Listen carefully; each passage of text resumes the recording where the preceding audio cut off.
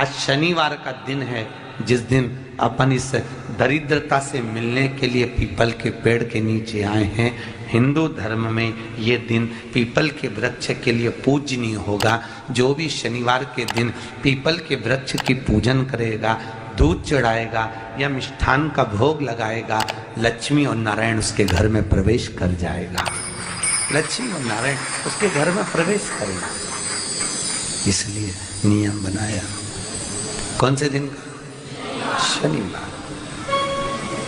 लक्ष्मी जी बोली, नारायण आपने तो एक दिन का वार लिख दिया। शंकर जी ने 7 वार बनाए हैं, रविवार, सोमवार, मंगल, बुध, गुरु, शुक्र और शनि। ये शिव जी ने बनाया। अब एक दिन आपने अपना बना लिया, बाकी के दिन अगर कोई इस पीपल के वृक्ष के नीचे आएगा और यहाँ तो दरिद्रता बैठी है, तो उसका क्या होगा?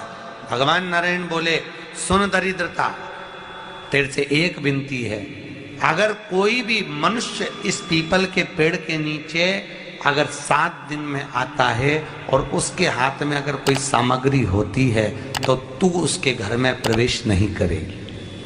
नियम है पीपल के वृक्ष का, या तो पानी का लोटा लेकर जाओ, कुंकू का चोपड़ा लेकर जाओ, शक्कर लेकर जाओ, या पेड़ के नीचे चींटी को डालने के लिए आटा ले जाओ, पर खाली हाथ पीपल के वृक्ष के नीचे कभी मत जाओ, कभी नहीं जाओ। खाली हाथ जाओगे तो दरिद्रता तुम्हारे घर में प्रवेश करेगी। दरिद्रता उठकर खड़ी होकर बोली, नारायण तुमने अपनी मनमानी करी है, एक दिन मुझे भी मेरा चाहिए।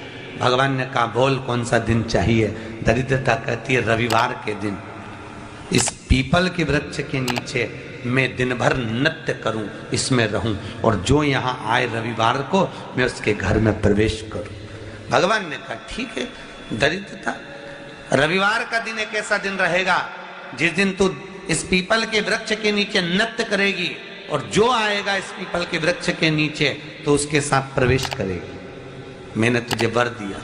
इसलिए हमारे यहाँ केवल पीपल का वृक्ष अगर दीवार में भी लग जाता है ना, किसी की फैक्ट्री की दीवार में, किसी के घर की दीवार में पीपल का वृक्ष अगर लग जाता है, पीपल का पौधा लग जाता है, उसको कितना भी तोड़ लो वो वापिस लग जाएगा। फिर तोड़ोगे फिर लग जाएगा। अगर पीपल के पौधे को तोड़ना है तो केवल रविवार का दिन एक नींबू, एक मिर्ची और बमूल का कांटा, ये 3 चीजें रखने के बाद में आधे घंटे बाद रविवार के दिन पीपल के पेड़ को उखाड़ कर फेंक दो।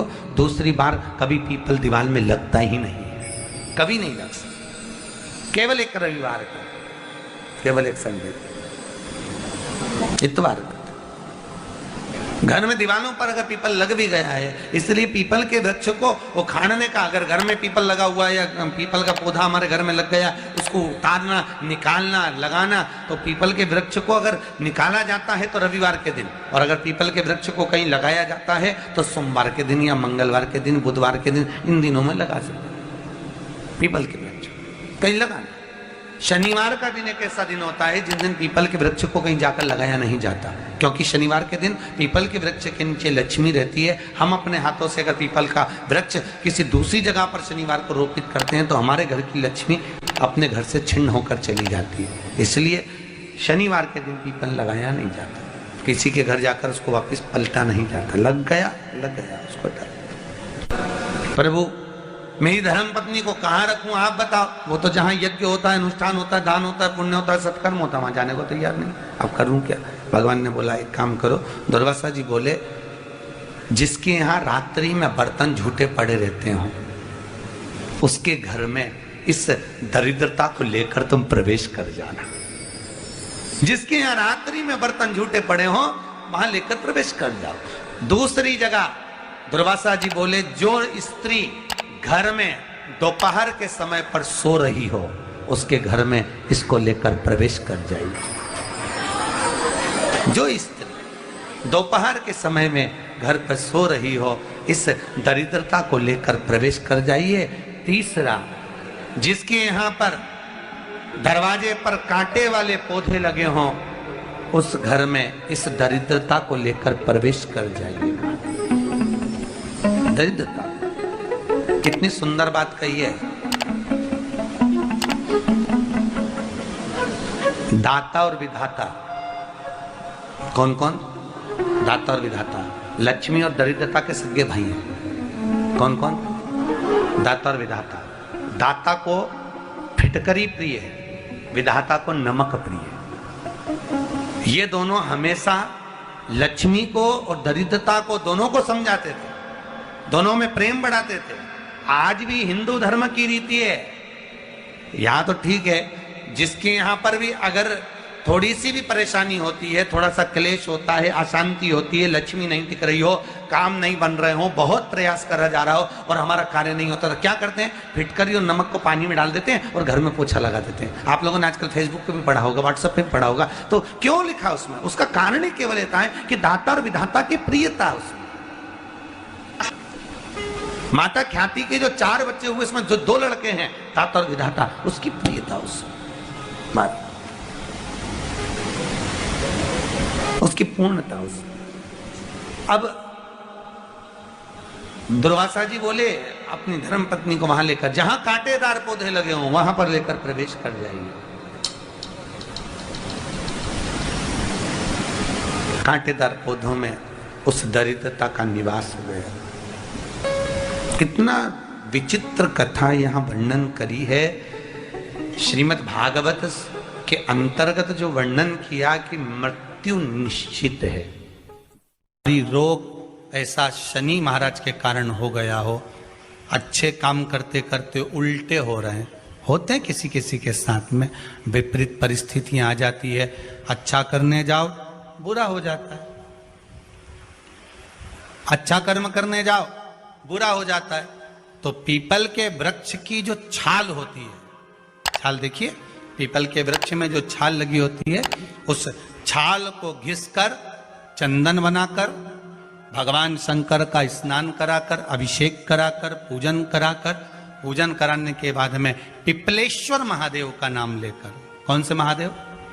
पिपलेश्वर महादेव का नाम लेकर वो जो घिसी हुई छाल होती है, उस छाल का तिलक भगवान शंकर को लगा लो और उसी का थोड़ा सा भाग अपने कंठ पर, मस्तक पर लगाना प्रारंभ कर दो।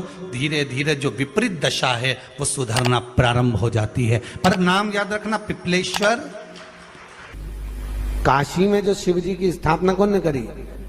काशी में जो शंकर भगवान बैठे उनकी स्थापना करी थी शनि महाराज ने। किसने करी थी? शनि महाराज ने। क्योंकि भगवान शनि महाराज को उनकी माता के द्वारा श्रापित हो गए और शनि महाराज कांपने लगे। शनि महाराज कांपते कांपते, मैं जाऊं तो जाऊं कहां, करूं तो करूं क्या? महाराज, शनि महाराज दौड़े और दौड़कर भगवान भोलेनाथ के पास पहुंचे। हे शंकर, त्रिकालदर्शी, कैलाशी, अविनाशी, कृपा करिए बाबा भोलेनाथ, कृपा करो। क्योंकि दुनिया में 33 करोड़ देवी देवता हैं जिनको शनि लग सकता है, केवल एक, किसको छोड़कर? शिव को छोड़कर। राम जी को शनि लगा तो 14 वर्ष वनवास चले गए। कृष्ण को शनि लगा तो मथुरा छोड़कर द्वारका चले गए। शनि लगा। हनुमान जी को शनि लगा तो गुफा में बैठकर राम राम जपना पड़ा। शनि सबको लगता है, केवल शनि नहीं लगता तो एक मेरे महादेव को, मेरे भोले बाबा को नहीं लगता। शंकर के पास में शनि आ गए। शनि ने आकर कहा, भोलेनाथ कृपा करिए बाबा, मैं बड़ा कष्ट में हूं, मैं करूं क्या? बाबा भोलेनाथ ने कहा, जा गंगा जी के तट पर काशी में जाकर एक शिवलिंग की स्थापना कर, उसकी आराधना कर और तेरा शरीर ठीक हो जाएगा, कष्ट नहीं भोगेगा। शनि महाराज ने काशी में जाकर शिव जी की स्थापना करी। आज भी नियम है, जिसको शनि लग जाता है एक काजल की डिब्बी ले लो और काजल की डिब्बी को 21 बार उतार कर उसको एकांत में जाकर, जंगल आदि में एकांत में किसी पेड़ के नीचे इतना सा खड्डा खोद कर उसमें काजल की डिब्बी को डाल दो और मिट्टी से पूर दो, उस व्यक्ति का शनि समाप्त हो जाता है।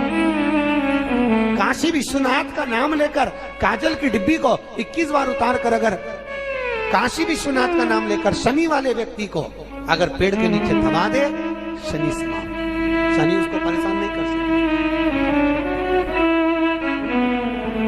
काशी कितनी मूलता है, उस क्रम को देखिए। भगवान शंकर पर विश्वास रखकर एक एक पल, एक एक घड़ी, एक एक समय, एक एक नक्षत्र का शिव महापुराण में वर्णन है। यहां तक शास्त्र कहता है कि पीपल के वृक्ष की जब भगवान शिव रचना करे, पीपल के वृक्ष की जब रचना करी गई तो उस पीपल के वृक्ष में भी कौन सा समय किसका है ये शिव महापुराण वर्णन करती है। सुबह 4 बजे से लेकर 7:30 बजे तक पीपल के वृक्ष में ब्रह्मा जी का वासा होता है। 7:30 बजे से लेकर 10:30 पौने 11 बजे तक पीपल के वृक्ष में भगवान विष्णु का वासा होता है। 10:30 बजे से लेकर पीपल के वृक्ष में 11:30 बजे तक पितरों का वासा होता है। 11:30 बजे से लेकर 12:30 बजे तक पीपल के वृक्ष में आहूतों का वासा होता है। 12:30 बजे से लेकर शाम को 4 बजे तक पीपल के वृक्ष में वासुकों का वासा होता है। 4 बजे से लेकर शाम को 7:30 बजे तक पीपल के वृक्ष में शंकर का वासा होता है। 7:30 बजे से लेकर 9:30 बजे तक पीपल के वृक्ष में कुबेर का वासा होता है। 9:30 बजे से लेकर फिर कुबेर के वृक्ष में अन्य देवों का वासा चालू हो जाता है। इसलिए हमारा हिंदू धर्म कहता है, हमारे शास्त्र कहते हैं कि पीपल के वृक्ष को जब पूजा जाता है, पीपल के वृक्ष की जब पूजन करी जाती है तो सुबह 10:30, 11, ज्यादा से ज्यादा 11:30, ज्यादा से ज्यादा 12, उसके पहले पीपल के वृक्ष की पूजन कर लेना चाहिए। रात को कुबेर का वासा होता है, इसलिए पीपल के वृक्ष में दीपावली के दिन रात्रि को 8:30 बजे से लेकर 9:30 बजे के बीच में जो पीपल के वृक्ष के नीचे घी का दिया लगाता है उसके घर में कभी संपदा की कमी नहीं आती है, क्योंकि कुबेर स्वयं विराजमान होता है पीपल के वृक्ष के नीचे। क्यों? क्योंकि 11:30 बजे से लेकर 12:30 बजे तक पीपल के वृक्ष में पितरों का वासा रहता है, आहूतों का वासा रहता है, फिर वासुकों का वासा आता है। पितृ किसको कहते हैं? महाराज जो पूरी उम्र लेकर चले गए और उनके भीतर अभिलाषाएं बहुत थी, मैं ये भी करना चाहता हूं, मैं ये भी करना चाहता हूं, वो पितृ हो जाते हैं। आहूत किसको कहते हैं? जिस माता के गर्भ में बच्चा जन्म ले और मर जाए, या 6 महीने का गर्भ धारण करने के बाद अवर्षण हो जाए, जीव पड़ने के बाद 6 महीने के बाद अगर बच्चा गर्भ में भी शांत हो जाता है, कुंवारी अवस्था में शांत हो जाता है, जिसका विवाह नहीं हुआ ऐसा बच्चा जब शांत हो जाता है, अधोगति में कोई मर जाता है, सुसाइड कर एक्सीडेंट में किसी भी रूप में मर जाता है, तो वो आहूत कहलाता। शनिवार के दिन जो पीपल के वृक्ष में सरसों के तेल का दीप लगाता है उसको शनि कभी परेशान नहीं करता। एक बात हमेशा ध्यान रखिएगा, मान लो अगर कोई भारी रोग ऐसा शनि महाराज के कारण हो गया हो, अच्छे काम करते करते उल्टे हो रहे हैं, होते हैं किसी किसी के साथ में, विपरीत परिस्थितियां आ जाती है, अच्छा करने जाओ बुरा हो जाता है,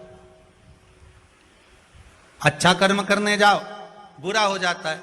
तो पीपल के वृक्ष की जो छाल होती है, छाल देखिए, पीपल के वृक्ष में जो छाल लगी होती है, उस छाल को घिसकर चंदन बनाकर भगवान शंकर का स्नान कराकर, अभिषेक कराकर, पूजन कराने के बाद में पिपलेश्वर महादेव का नाम लेकर, कौन से महादेव?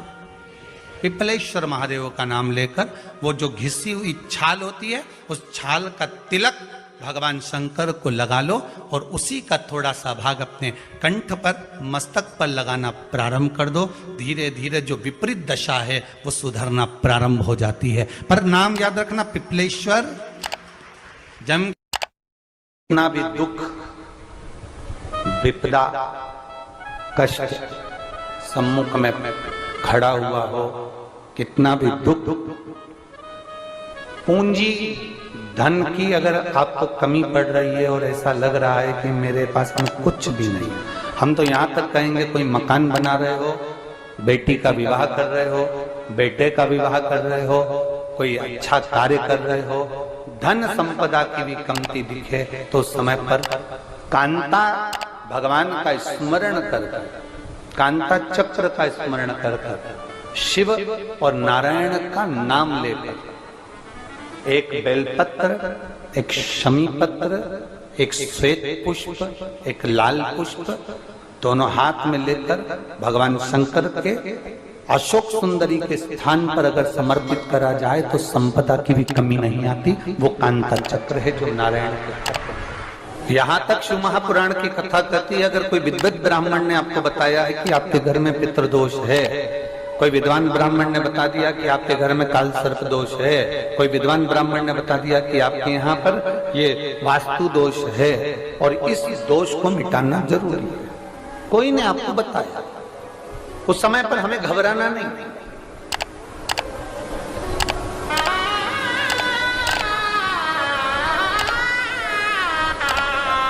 उस समय में घबराने का क्रम नहीं है। कहते हैं पीपल का जो जल झड़ता है पीपल के वृक्ष से, आप लोगों ने कभी देखा है कि नहीं देखा, वो हमको नहीं मालूम।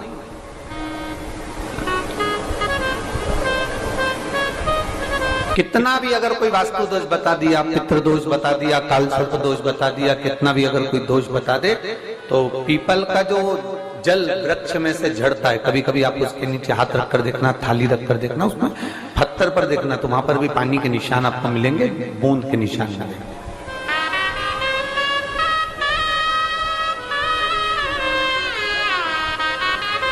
मात्र उस पीपल के वृक्ष के जल की एक बिंदी, एकमात्र बिंदी,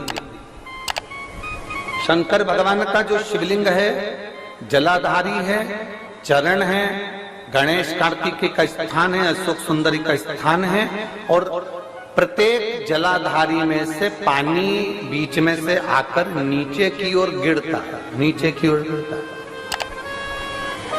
आप लोगों के स्मरण में हमने पहले भी बताया कि राइट में किसका स्थान है, गणेश जी का, लेफ्ट में कार्तिकेय, बीच में अशोक सुंदरी। ये क्या है, पार्वती जी का हस्त कमल शिवलिंग, और ऊपर से जो जल एक एक बूंद शंकर जी के शिवलिंग पर गिर रहा है, वो शंकर जी की 5 लड़कियां, जया, विषहरा, शामलीवारी, दौतली और देव, शंकर जी की 5 लड़कियों, एक एक बूंद पानी शिव जी पर गिरा।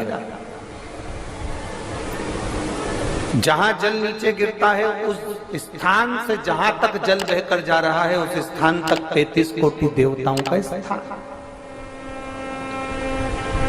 33 कोटि देवताओं का स्थान। अब जहां पानी आया, जहां नीचे गिरा, उसके बीच में जो स्थान होता है, आप लोगों ने देखा है कि नहीं देखा? जिनने देखा है जरा हाथ उठाओ। ये पानी जैसे यहां तक आया और यहां के बाद नीचे गिरेगा, तब वो नाली के माध्यम से बाहर जाएगा। तो जितनी दूर यहां से वो नीचे की ओर जो गिर रहा है, यहां से वो नीचे की ओर जो पानी जा रहा है, ये जो स्थान होता है, ये हमारे 3 दोषों को निवारण तुरंत कर देता है। एक हमारा पितृदोष, एक हमारा काल सर्प दोष, और एक हमारा वास्तु दोष का निवारण ये तुरंत करता है। और ये तो हमने केवल आपको शिव महापुराण के माध्यम से बताया कि ये 3 दोष का निवारण कर देता है, पर यदि कभी आप ध्यान से लिंग पुराण को पढ़ेंगे, आप यदि लिंग पुराण को पढ़ेंगे और गीता प्रेस गोरखपुर की लिंग पुराण को लाकर यदि आप पढ़ते हैं, या गीता प्रेस गोरखपुर की शिव अंक को भी आप अगर पढ़ेंगे, उसका नंबर हमारे स्मरण में नहीं आ रहा है, शिव अंकों को भी अगर आप पढ़ेंगे तो उसमें भी आपको वर्णन मिलेगा कि हम तो केवल 3 दोष का बता रहे हैं, पर हमारे शास्त्र तो यहाँ पर और भी दोषों का वर्णन कर रहे हैं। जैसे किसी ने बता दिया आपको शनि का दोष है, किसी ने बता दिया मंगल का दोष है, किसी ने बता दिया आपको केतु का दोष है, किसी ने बता दिया आपको राहु का दोष है, किसी ने आपको कह दिया कि बृहस्पति का दोष है, किसी ने कह दिया आपको ये वाला दोष है। दुनिया के जितने दोष